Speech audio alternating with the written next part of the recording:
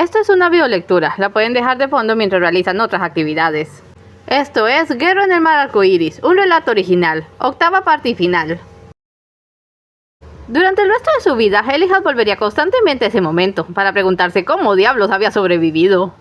Estaba en la cubierta, un abismo en su memoria más tarde despertaba en el agua, agarrado al resto flotante del Talos y en estado de absoluto aturdimiento, tanto así que, en vez de gritar por ayuda, se quedó observando cómo el Maui se hundía como si la cosa no fuera con él.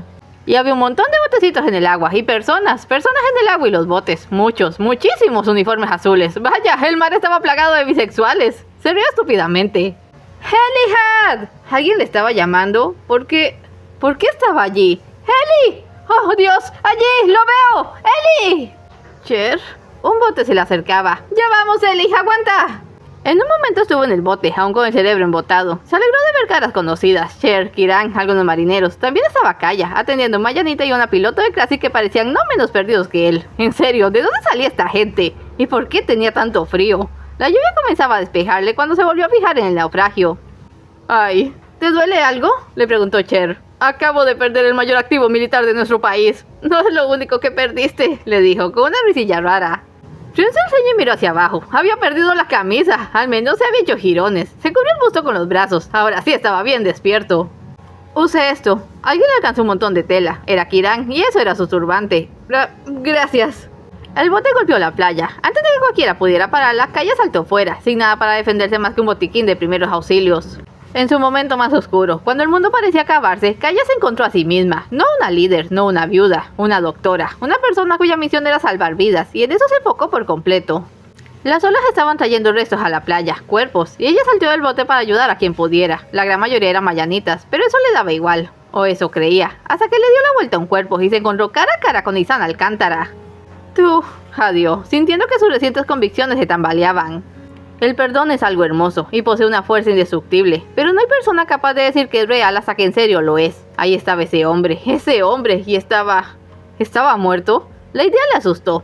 Con manos temblorosas buscó su pulso, débil, buscó su respiración. No estaba respirando. En el proceso le abrió la guerrera y dejó a la vista un medallón rectangular con 2 fotos, un hombre, una mujer, una niña pequeña. No te vas a morir. Empezó a comprimirle el pecho. No vas a morir, ¿me oíste? Ahora podía verlo. Un recuerdo hasta entonces hundido por el pánico. Izan había sujetado ese medallón antes de abandonarle, pero podía jurar que quiso ayudarla. «Tienes una familia», le aplicó respiración boca a boca. «Y vas a volver con ellos. ¡Respira!» Otra vez. ¡Respira!»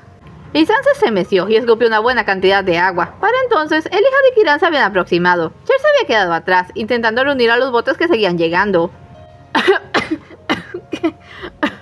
¿Qué pasó? Pasó que la princesita te salvó la vida. ¿Tú? La miró confundido. «Te esperan en casa», le dijo, sonriendo y con lágrimas en los ojos. Izan también lloraba. «Lo siento, en verdad, lo siento mucho». «Está bien», dijo, y en serio lo estaba.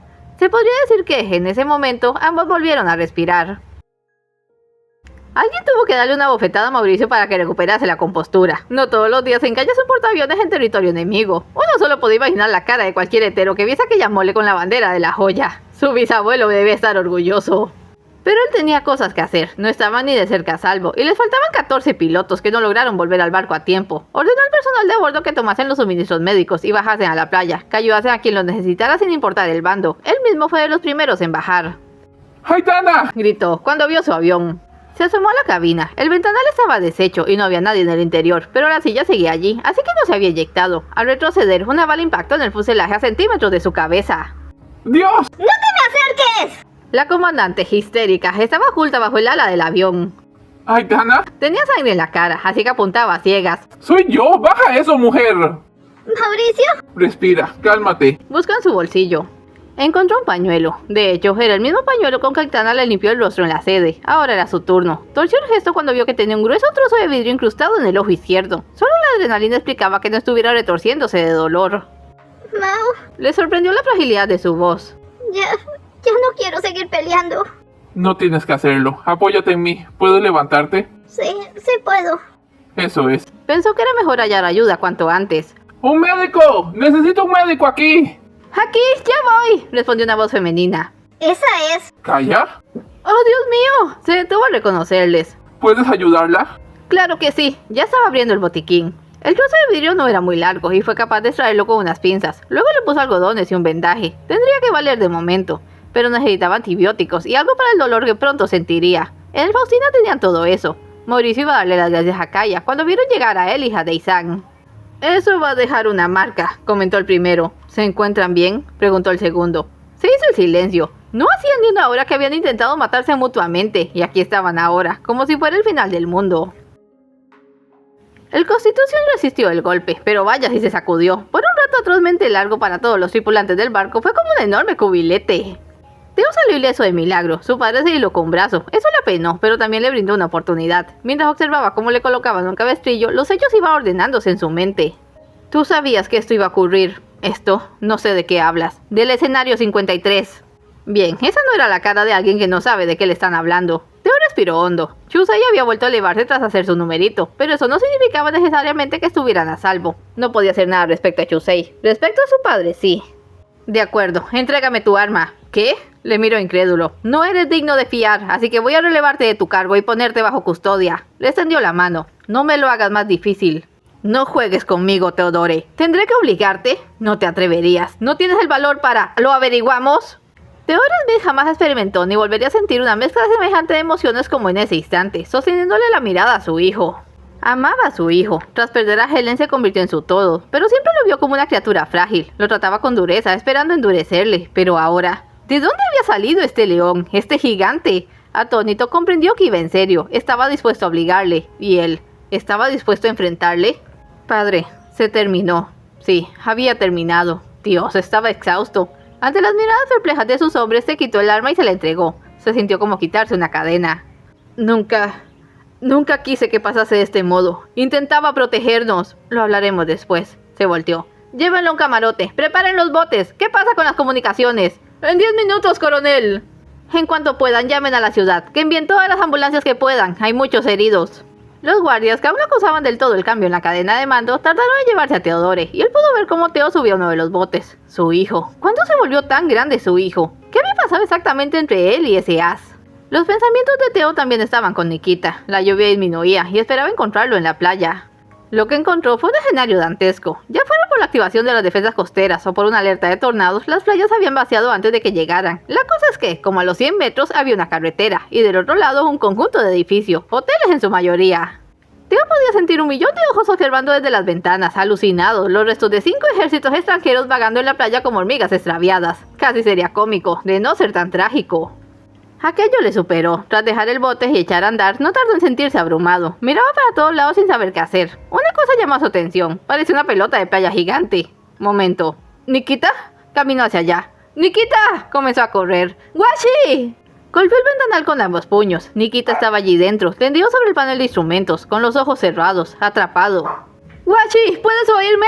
No respondía. ¡Te sacaré de allí! ¡Descuida! Intentó abrir, pero la puerta estaba atorada. ¡No, no! ¡Por favor! ¡Ayuda! ¡Alguien ayúdame! Le disparó a la manija, pero solo se abrió unos centímetros. Tiró de esta hasta sentir que se le cortaban las manos. No cedía. ¡Maldición! ¡Maldición! No era justo. Después de todo lo que habían pasado. Después de lo que habían conseguido juntos. No podía terminar así.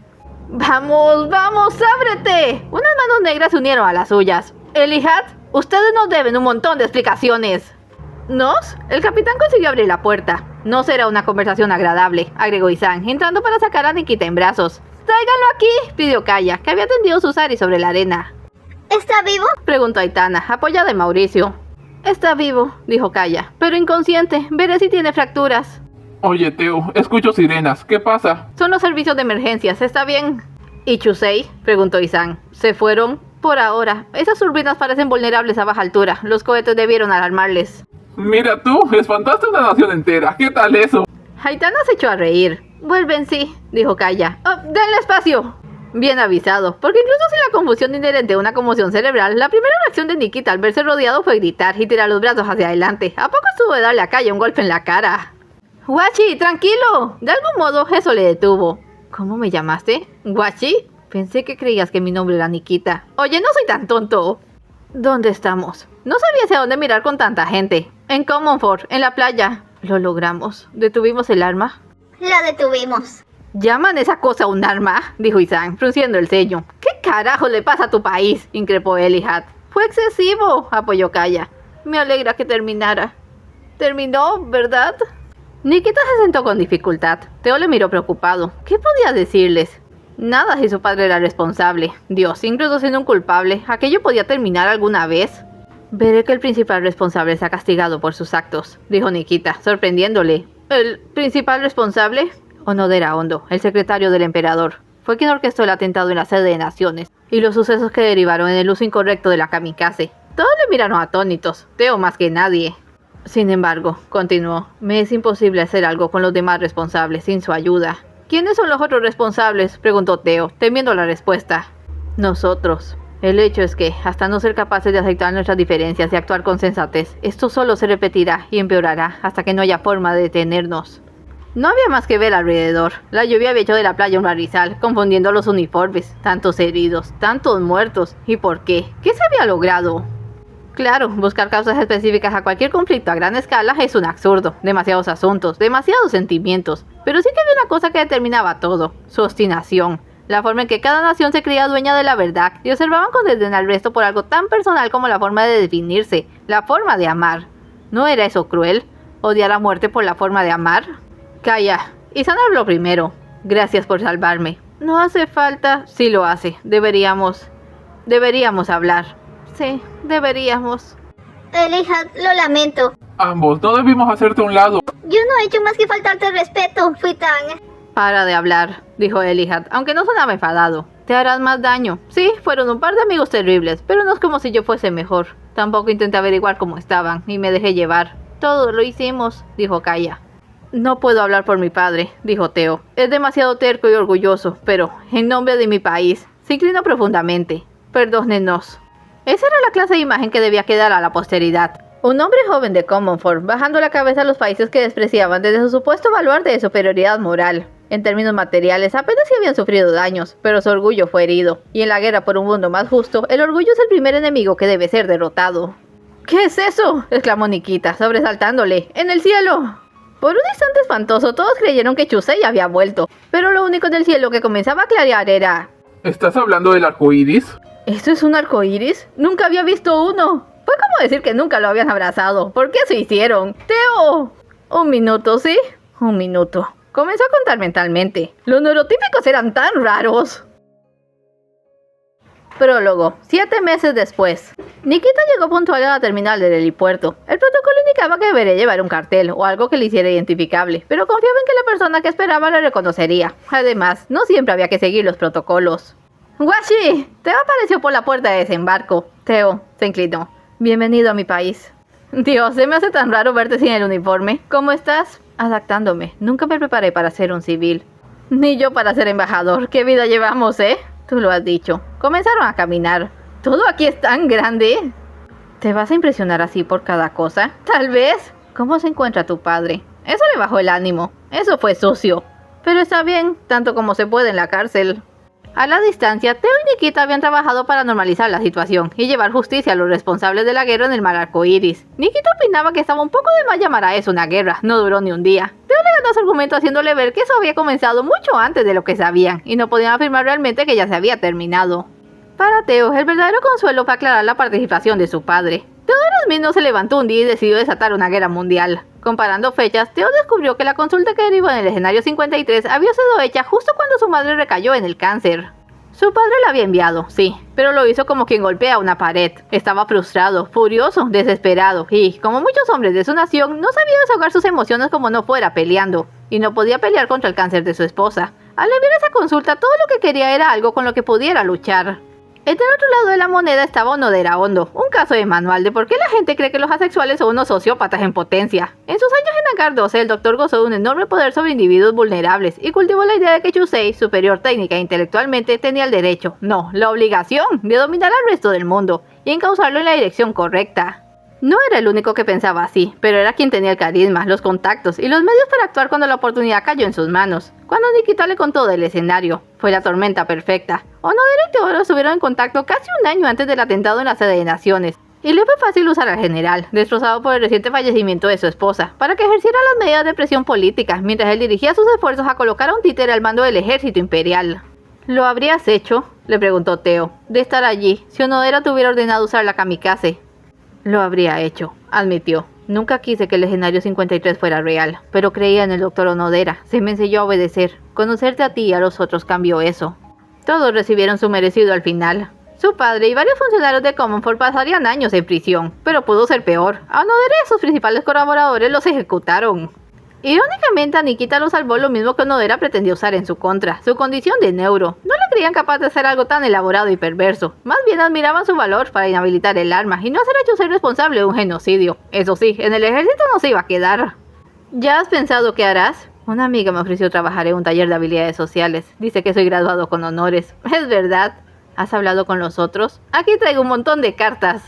Nikita sintió complacido. En su primera clase quería hablarle a los otros neuros de todos esos raros pero estupendos neurotípicos que llegó a conocer. Aitana estaba de vacaciones en La Joya. En su país se había vuelto demasiado popular para su gusto. Era una heroína. La presidenta le había dado una medalla. Querían ponerle su nombre a una calle. Y ese viejo por ahí que decían que el parche sobre su ojo izquierdo era sexy. Mauricio casi escupió su bebida cuando lo oyó. Perdón. No, sí es una locura. Admitió risueña. Estoy gestionando para una prótesis. Quiero volver a volar. ¿Arreglaron el Julian? Quedó deshecho. Me darán uno nuevo. Voy a llamarlo Stevens. Por Steven, entonces. Alzó su vaso. Por Maya Stevens. Bruno, cariño, ¿puedes alcanzarme aquello? Bruno le pasó un sobre de Manila que había en un mueble. Le dio un beso y salió, dedicándole una última mirada cómplice. Mauricio deslizó el sobre por la mesa hasta su intrigada amiga. ¿Qué es? Ábrelo. Contenía 3 docenas de fotografías, todas del mismo hombre, desde la infancia a la adultez. Aitana necesitó un momento para comprender que si le sonaba ese rostro era porque llevaba toda la vida mirándolo en el espejo. Mauricio, Se llama Emmer Ruiz. Trabaja en un bar económicamente estable, aunque no tiene pareja. ¿tú le dijiste? No tiene idea, pero la dirección está allí, si un día quieres verlo. Lo voy a pensar. Guardó las fotos y abrazó el sobre. Gracias. ¿Para qué están los amigos? Mauricio militaba en su propia guerra, una guerra social, presionando por una mayor integración entre La Joya y Classic, alternativas a los intercambios vitales. Era tiempo, decía en cada oportunidad, de que sus pueblos volvieran a unirse como una gran familia. Encontrar al hermano de Aitana solo fue el primer paso. Elijah paseó los ojos por la habitación. Por fin iba saliendo de la bruma causada por los sedantes y podía apreciar las flores que le habían enviado. Cher estaba acomodando un arreglo especialmente exótico y grande. ¿Cómo salió?, preguntó, con la voz pastosa. Necesitaba agua. ¿Por qué no lo compruebas tú misma?, sugirió. Ese día llevaba una cinta azul, así que estaba de ánimo masculino.